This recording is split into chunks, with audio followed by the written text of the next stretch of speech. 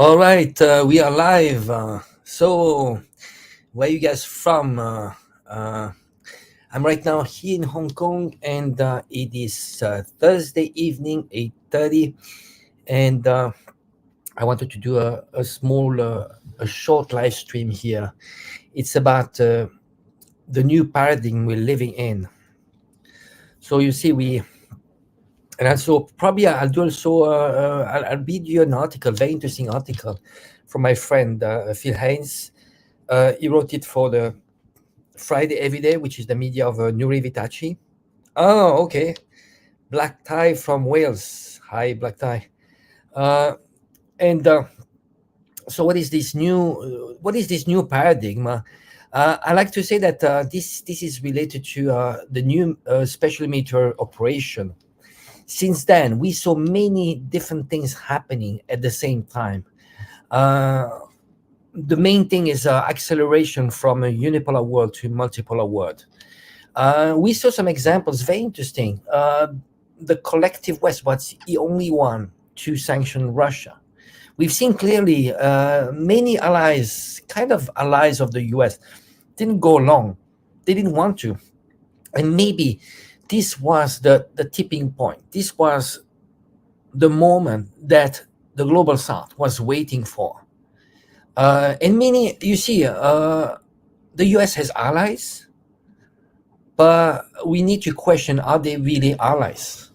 For example, you have many allies. When you have 20,000 troops in your country, you have to ask yourself, are you still a vassal state? Are you sovereign state or not? And in some cases, many have been going along because they didn't have any choice. And that's the problem with this unipolar world. It's the idea. It's what we call Manichaean. You're either with us or against us. There's no in between. While in reality, you have two mentalities. You have then the China, which is live and let live. You want to do business with me? Let's do business with me. Don't ask me to be your enemy.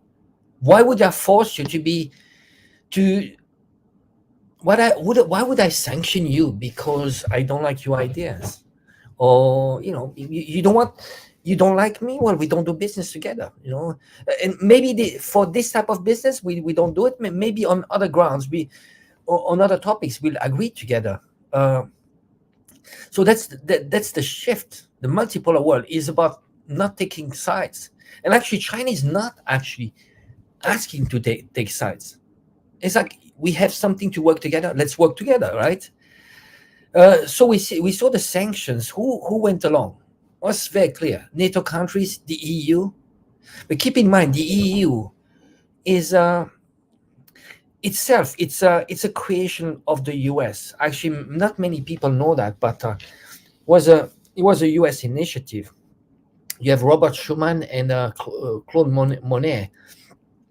They were actually considered to be the fathers of the EU, that initiative. And actually, they were US agents. They were on the payroll of the CIA. And actually, I think it was Jean Monnet. Jean Monnet was a big enemy of de Gaulle, because de Gaulle was against that. He knew the plan of the US, which was about how to control Europe. You unify it, and actually you just make sure that this type of supranational entity will actually obey the US. So we saw the sanctions. So who sanctions was Europe, and you had Japan, a few countries, and the US, but that represent maybe 15% of the world's population. And but then the rest of the world went along, and actually we saw some countries that were historically allies of the US that they actually even helped Russia to bypass the sanctions. One of the examples was Saudi Arabia. We had India too. So we see it's a movement of not siding for Russia but non-aligning, because they know if they really side 100% with Russia, what that is going against this idea, this concept of multipolar world, including China now. China really wants to help Russia, but if you want to be consistent with this idea of multipolar world, you don't align with Russia. There's business to be done. Somehow you don't want to. Well, you are going to help Russia, but you don't want to appear to help Russia. So what happened with those sanctions? The sanctions backfired. You have Le Maire was the minister of finance in France. He said, we are going to make Russia bleed. We are going to destroy Russian economy. That is exactly the opposite that happened. Now you see, Europe is in recession. Russia is doing extremely well. And it's exporting as much as it used to export before. The interesting part, you see, Europe was against Nord Stream, right? I mean, they were for, but under the pressure of the US, they had to stop to buy gas from Russia going through Nord Stream. Well, you know what? Now they're buying as much, but through LNG. LNG is liquefied natural gas. That's more expensive, but it's still coming from Russia. So Russia is selling as much gas as before, and even more expensive. So indirectly, Europe is financing Russian war. I mean, special military operation against Ukraine. So the sanctions backfired. High inflation, long term, there's going to be deindustrialization of Europe. Who's going to bleed? Especially Germany. When you have high energy intensive industries like the steel industry, chemical industry, you see most of the cost goes into energy. For example, I think steel and energy and chemical energy, it's like 30 or 40% of the cost is energy, right? What happens is that if that cost double up, well, you become not competitive. So what do you do when you're not competitive? You move to countries where energy is cheaper. China, the US. So the cost for Europe is going to be massive. So Russia is doing extremely well. I think the GDP is going at 2%. Other things that happened, very surprising. We never thought that this could happen. Saudi Arabia made peace with Iran. Who was the peace broker? China was in between, making the peace broker. Who actually was the instigator of the friction on the first place between Saudi Arabia and Iran? Was the US. It is always, keep in mind, most of the conflict around the world, the US is playing the divide and conquer. So they are on the back, and they're telling one side, they're telling, we've got your back. Why Israel is so aggressive in the Middle East? Well, because the US is there. It's pushing Israel and it's saying, well, I got your back. Why Ukraine is taking this stance? Well, because the US is on the back. It says, I've got limitless money and weapons for you to fight Russia. Why Japan is emboldened when Japan talks to the US, to Russia, to China? Because the US is on the back. I've got you back. But ultimately, the US is not fighting those wars. They do proxy wars. They are going to fight to the last Ukrainian, to the last Japanese. That's what they do. So what else? What has happened? Because we're still talking about this new paradigm. Many shifts. We have many countries that started using other currencies than the US dollar. That is the de-dollarization.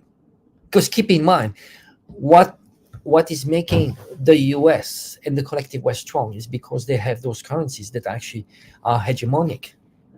The US can print endless money because trade is being done in US dollar.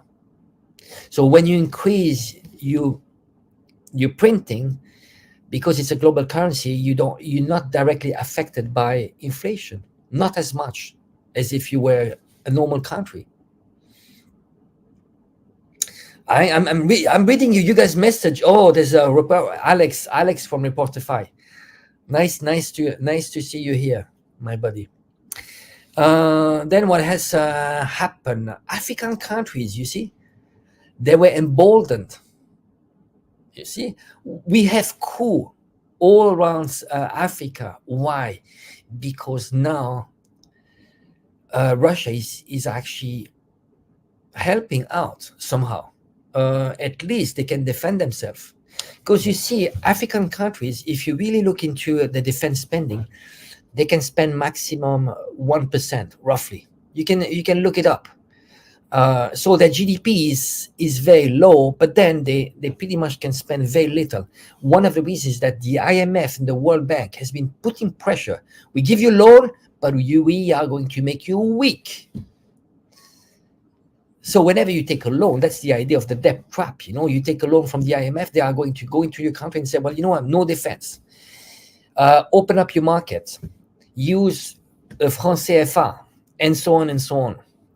Now they are emboldened. They are actually seeking their real independence. What has happened? Saudi Arabia, they dumped the US dollar. That means the end of petrodollar. You see, very early on in the 70s, there was an agreement between the US and Saudi Arabia. Saudi Arabia, they promised the US that they would trade all their oil against the dollar. So basically, the dollar was backed by something tangible, not only paper. It was tangible. You have oil, and in exchange, the US promised Saudi Arabia that they would defend Saudi Arabia. Now that is gone, completely gone. Now Saudi Arabia is emboldened. Now Saudi Arabia, who's got the back of Saudi Arabia? Russia is behind it. Who's going to help Saudi Arabia in its development? China. But why we have this shift? Well, you know, Biden did it all. At some point, he told Mohammed bin Salman, he told him, we are going to make you a pariah state. That's how the US is doing diplomacy. What else? BRICS enlarged. Who joined BRICS? So BRICS is Brazil, Russia, India, China, and South Africa. Saudi Arabia joined. Iran joined. Ethiopia joined. Egypt, Argentina, and the United Arab Emirates. Okay. I mean, again, many more could have joined. Many more on the list. But they want to make it sustainable, not all together. It's going to be gradual. And next year, there's going to be more and more. So this is the beginning of something much, much bigger. My opinion, this is purely my opinion. I think that BRICS somehow could, on the long run, could be the foundation to replace the world order that was established by the West after World War II. Lots of entities, what I call supranational entities, like the UN, like the IMF, like the World Bank, that was the new world order controlled by the West.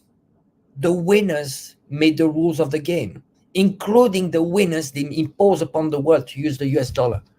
Now, de-dollarization. What else? Well, getting rid of those financial institutions. The debt trapped, you know, they are used to control the global south. And many more things are going to happen. So the world is shifting. And the big question is, this is what we call the Thucydides trap. What is the Thucydides trap? It's I think in world history, there was every time there was a shift between one superpower and one emerging power, most of the time it ended up in a war, right? I think out of 16 times, 13 times ended up in a war. So you can see First World War One, World War One. What happens? That was the emerging powers, Germany, and and the United Kingdom didn't accept that. So that's why they went against Germany. So we are living in a very interesting times. So where are the potential conflicts now? So we have now this confrontation between the collective West, NATO, and Russia, and there's going to be probably a second front that is going to be probably uh, with China and Taiwan. And this is how I am going to show you. Bear with me. Bear with me. This is the first time I use those tools. I'm just going to read a little bit you comments in between. That's really nice. Where you guys from? I got Slovakia. Who else is there? AG, do you understand why Putin is so timid? Oh, I know. I know, especially with what happened the other day, yesterday, when they bombed Crimea. I think people should understand that Putin is probably one of the most moderate. But again, keep in mind this shouldn't be emotional. It's the long game. Angelo, you got to go to Chongqing. Yes, that's in my list. Absolutely. I've been to Chongqing. It's an amazing place. So amazing. There've been some changes, mind-blowing changes, really. And that's the biggest city actually in the world. Most people don't know it, but it's because there's different ways to calculate a city. But Chongqing is over 30 million inhabitants. And actually, two people are living there. There's Daniel Dumbrill and Alex from the Reporter Fry. Biden, the great peacemaker. I don't know about that. The great divider and racist. Okay, that's not true. Okay, Angelo, reverting the ideas of Keynes had. Yeah, absolutely. Absolutely. Cape Town, Africa, Berlin. That's great. That's great. It's really nice. I'm starting small, it's a small China, but I hope to grow it. But I think it's very special, especially now, because we are small circle and I can share directly with you guys. And it's kind of almost like therapeutic, it's there are lots of frustration when you see what is happening in the world. It's not happy stuff, but if we can share somehow, it's a good thing. I just want to, before I go into the article I'm going to read just before later, we are going to do a show actually 9 p.m. Beijing time. Lots of friends are going to join in. China influencers. To give you a few names, there's going to be Noel Lee, there's going to be Brian Belletic, Jerry might join, Alex Reportify, Lee Barrett, he said maybe we'll try to come. There's Barry Weiss, might come too. There's Fernando, he said he's coming from Fermube. Then there's Xiang Yu. Xiang Yu is very interesting. He lives in Taiwan. Lasse is joining. There's going to be Harold in China.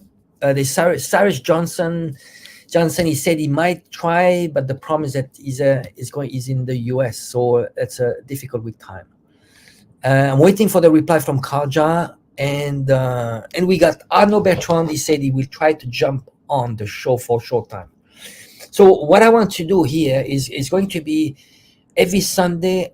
It's going to be a chill out Sunday with people that are doing the same thing that I'm doing, basically reporting on China, talking about geopolitics. But what we want to do is basically, because it's the end of the week, just chill out. I think it's important that for people to see who's behind us, the personality. We're not just reporting, but I think it's important that you see. We can talk about why we do this, and what is the journey, because we're doing what we are doing because we went through a certain journey, and at some point there was a trigger, some injustice. We thought, well, you know what? I'm a middle-aged man. Someone has to speak out. There's lots of lies out there, and we need to speak out. So that's one of the main reasons. So let's see. All right. Oh, right. Oh, so that's my test. I'm testing this new tool. So this is an article from Friday Every Day. This platform is from Nuri Vitachi.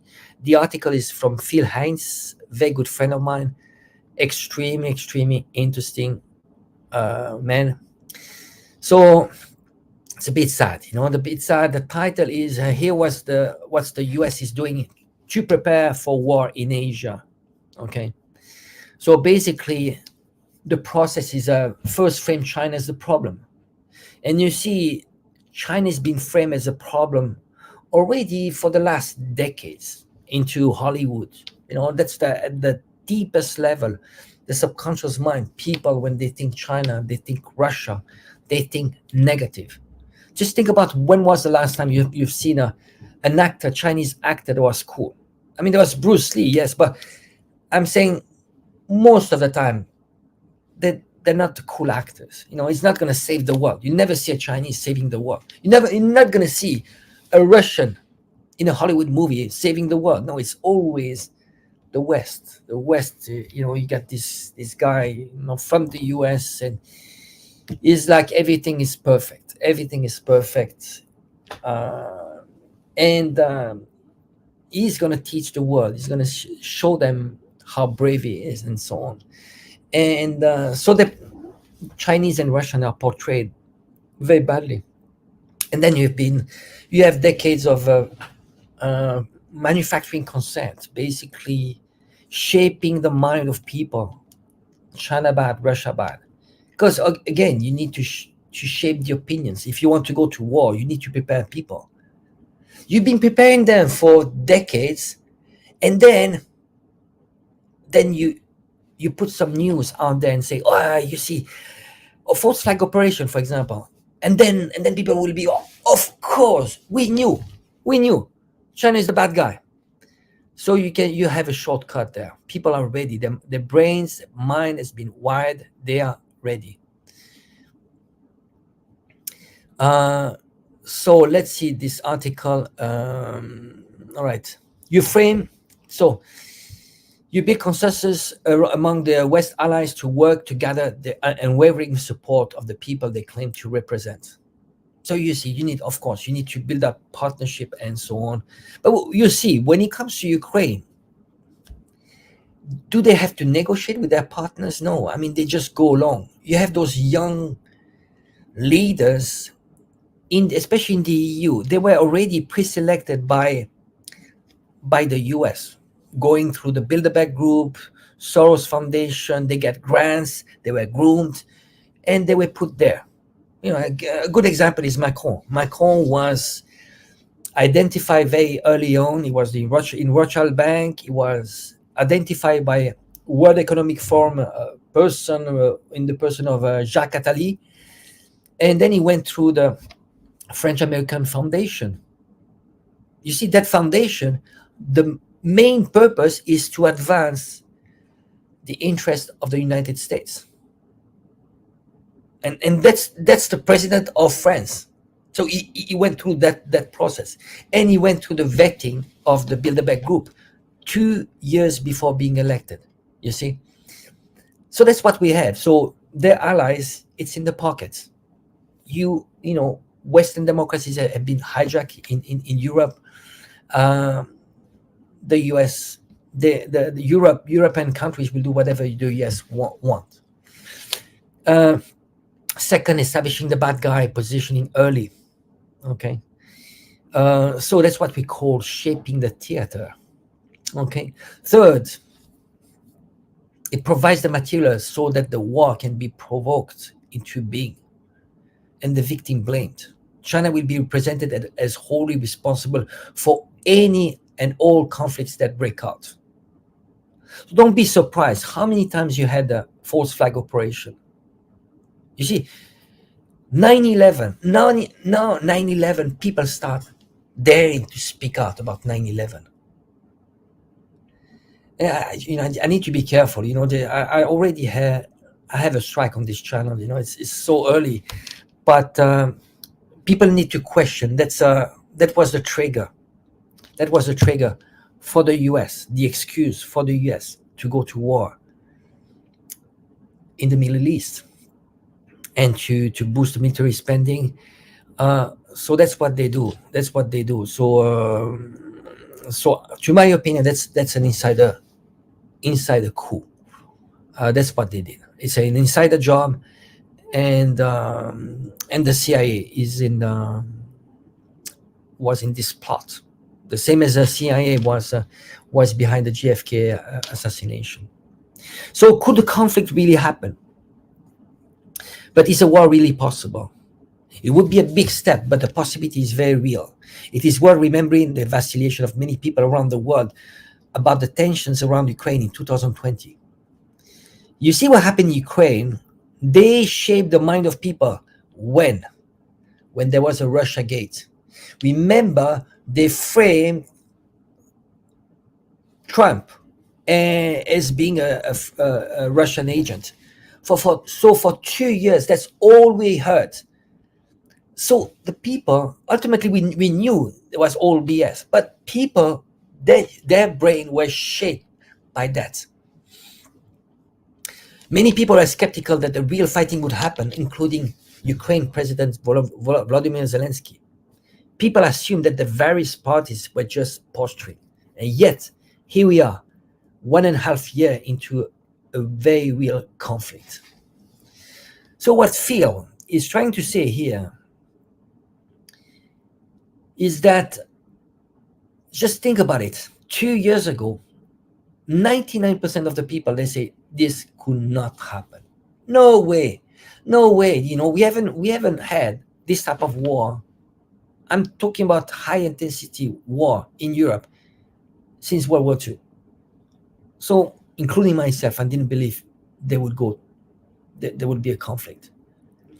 That is the same that we need to think when it comes to China. I think that is the main message here. That it's not if there will be a war, but when. So they are creating pacts in the regions. Basically, they've redefined Article 5 of NATO. Article 5 of NATO is the mutual assistance. You have also Japan. They have actually reinterpreted their constitution. Japan, in reality, has a peaceful constitution saying, well, you know what, they're not supposed to go to war. That's over. And that constitution was imposed by the US. Now there's a new reinterpretation of Japan's constitution saying that Japan can come at the help of an ally. Okay, that's the first step. Second step, they define Taiwan as being an ally.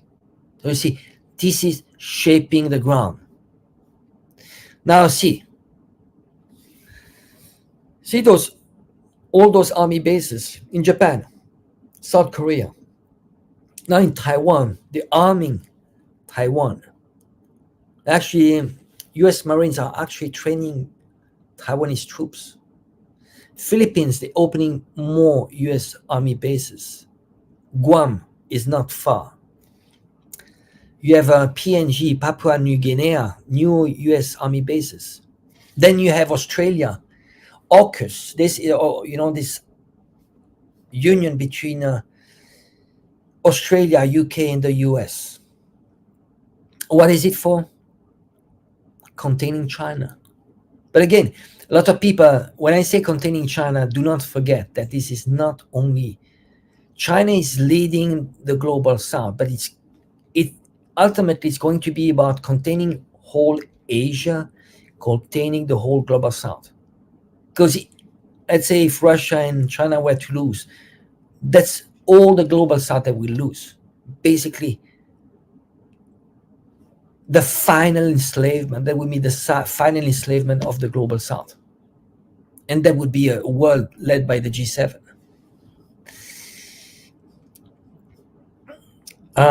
So then you have, of course, turning Australia into a partner. We've seen all the wars of NATO, in Afghanistan, everywhere in Iraq. Australia is following along, just blindless. And it's very interesting because Australia is the main part of Australia is China. I think it's massive. Over 30 or 35% of Australian trade is with China. Then using the Philippines. That's very sad. So with the shift, this new president, Marcos, he has shifted this the policy, Filipino policy of non-alignment. So it seems like they are going along and they are going to build more army bases.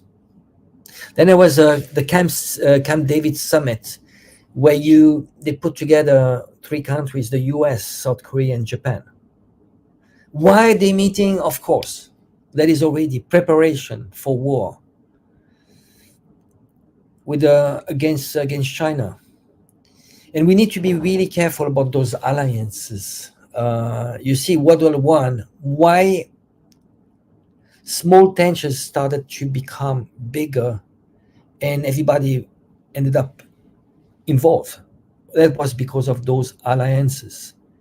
You know, if you touch my friend, the friend of a friend, and then the end, that became overnight World War One, and that's what they want to do. They're preparing all those alliances. Then I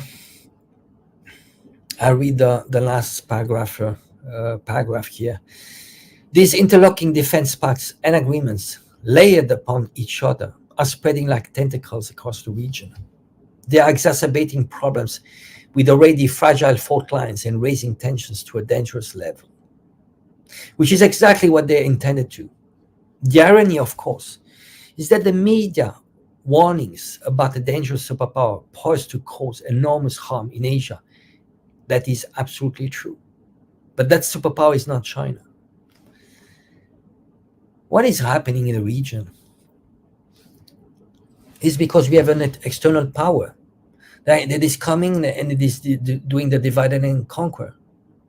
But you see, ultimately, if there's a war, it's not the US that is going to be touched on its soil.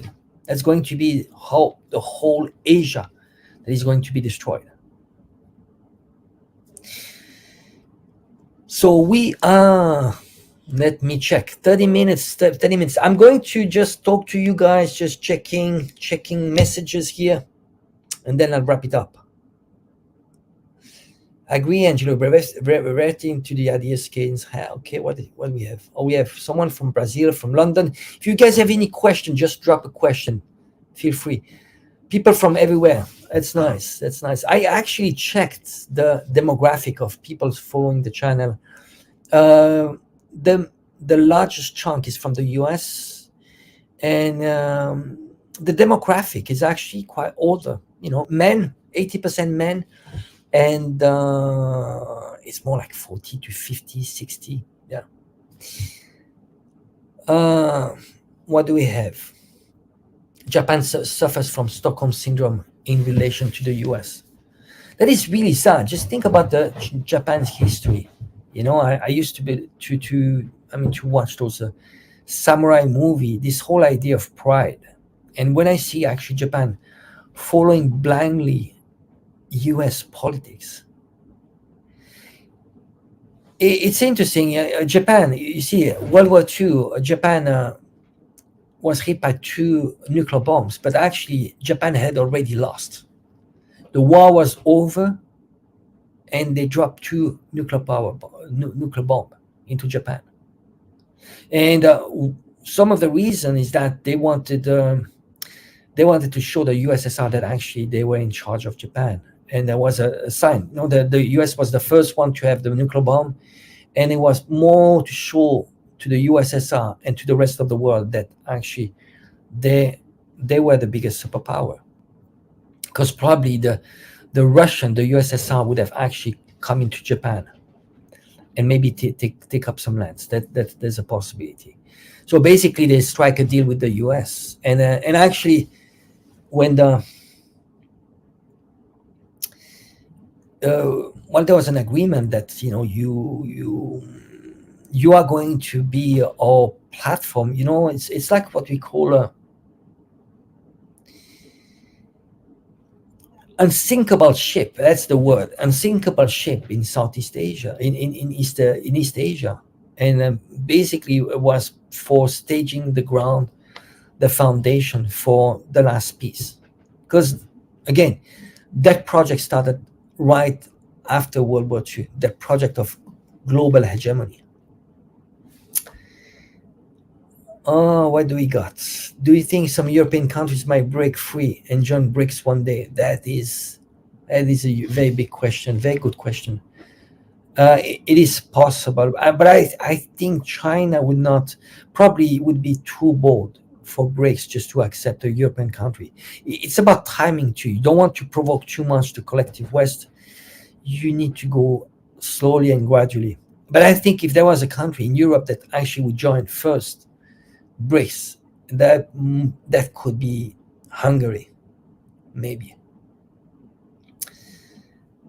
Japan needs to be tamed by China. I think Japan needs to apologize to China first. You see, there were lots of the Germans. They actually apologized for what they did in World War II, but Japan never. And any advice for becoming a geopolitical analyst like yourself and Brian Beletic? Wow. You see, anybody can do it. It's about doing homework, just following the right people. You build up that, gradually. In my case, I was lucky. I mean, since I was 10 years old, the only thing I talked with my father was geopolitics, because I was lucky. So I've been breathing that for my whole life, and I was actually lucky to spend some time, a long time abroad and in China. But it's about doing homework, really. Angelo, what is your take on who profits the most from U.S. wars and rumors of wars? Well, there's a military-industrial complex. You see, that's how it works. Military-industrial complex. They fund the think tanks. The think tanks are the ones that are shaping the minds of politicians. Then, military-industrial complex funds the politicians too. So basically, you have politicians that they have no choice but to go along if they want to be reelected, because they followed whoever funds them. So that is the problem. And the problem is that, and I've talked about this before, defense in the US is a profit-driven. That's one of the biggest problems the US has. You should have a defense which is purpose-driven. Why? When it's profit-driven, you are going to make expensive things that maybe are not going to be as efficient, because you're not focusing on a purpose. You want to make money. So you make something expensive. Give you an example. The F-35, it costed $1.5 trillion to make it. And it is probably useless. Why? Because Russia has air defense that are the best in the world. So you see, they build up a toy $1.5 trillion, and it might be useless. And that's the problem when you have a defense which is profit-driven, not purpose-driven.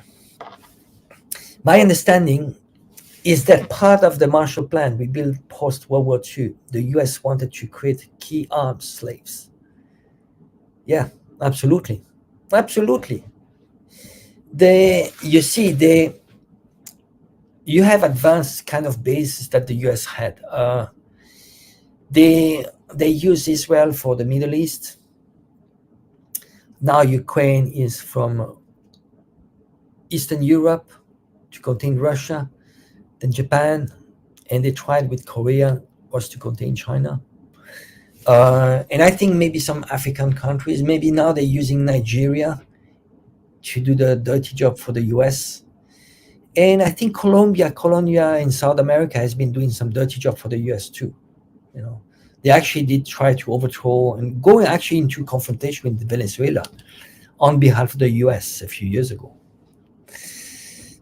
What is it? Hector Milei will be president of Argentina. He's nuts. Just pray for that he doesn't become president of Argentina, is he completely irrational? It's interesting because he claims that he wants sovereignty for Argentina, but he wants to go back to the US dollar. I mean, why would you go back to US dollar if you want to be sovereign state? I don't know. It's a bit crazy, but again, it's just let's see. But I'm not too positive on this crazy guy.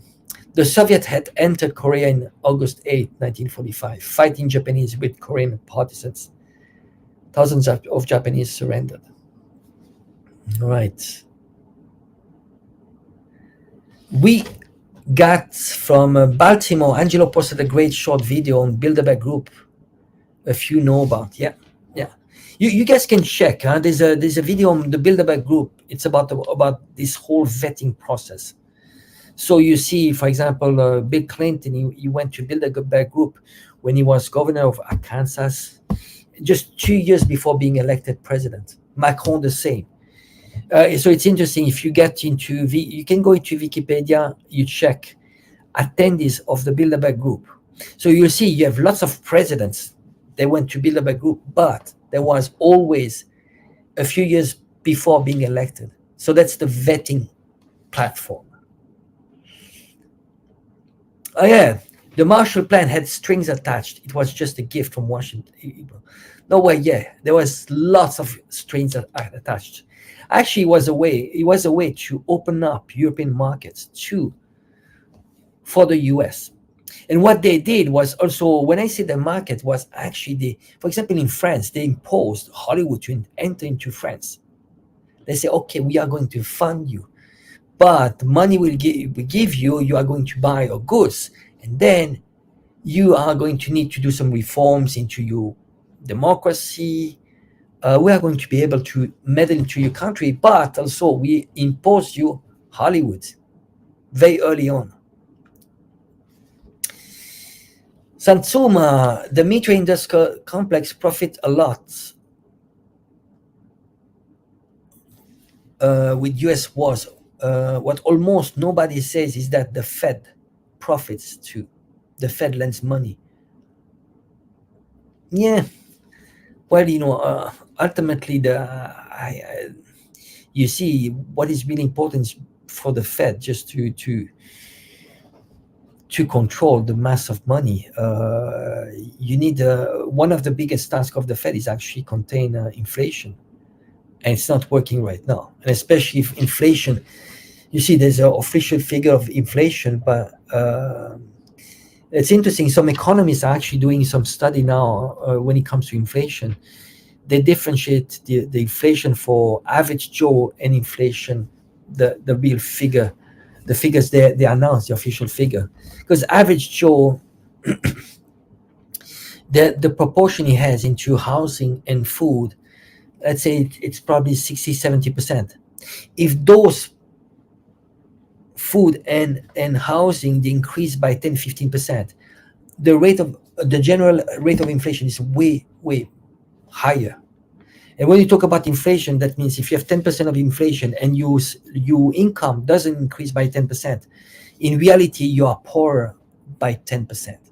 So this is why if people want to hedge themselves against inflation, we just buy gold, ideally physical gold. Bilderberg was critical, but it is fading. Yeah. Well, it seems like everything seems to fall apart, and they're panicking. But again, we should never underestimate them. Right now, the shift, the dynamic, is going towards the multipolar world. But because of the friction, I doubt that the US will let China and Russia this new multipolar world become a reality. And that's the problem. Unless we have someone rational that is going to someone adult. That's what we need. But let's see. At least we need to look at the next elections, the US election. If Trump's maybe, I don't know, he says he wants to stop the war in Ukraine. maybe, but it needs to change the deep state in the U.S. because the problem, you see, there's a formal power and informal power. Those presidents, they come and go, but you have a deep state. They are there for decades, and they are very often the one that decide. Question Wagner, Angelo, what is going on? Will Wagner join the conflict in the near future against once more? There's definitely plans. There should be. They are Russian after all. What is your take? Yeah, I think they'll keep on using Wagner. I think it's over the time that you have someone as emotional and a bit irrational like Prigozhin. But I think it could be useful. But keep in mind why.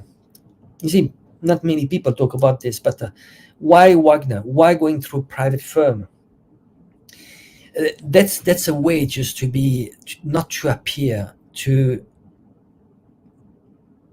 make people believe on the appearance that Russia is not involved.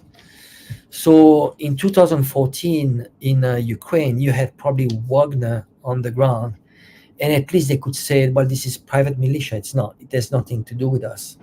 And that's the way they do it. And probably in Africa, that's also the idea. But I think because of the experience with Prigozhin, they will be much more careful. But again, so far, Wagner has been welcoming into Africa.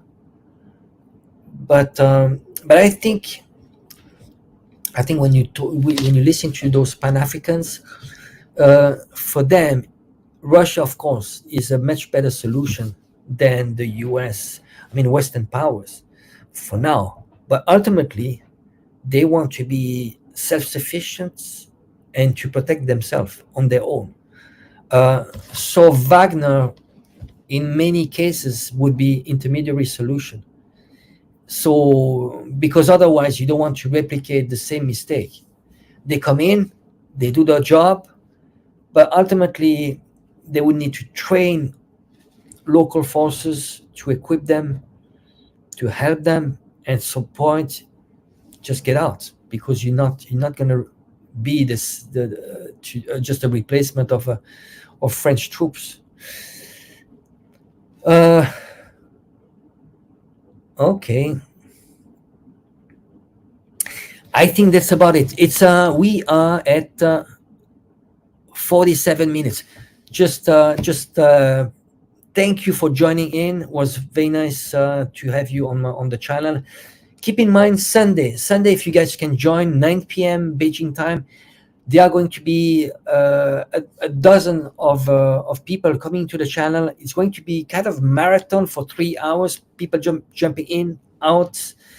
Some very interesting people, and it's going to be chill out, just discussion, relaxing. So so stay tuned and keep yourself informed, and see you soon.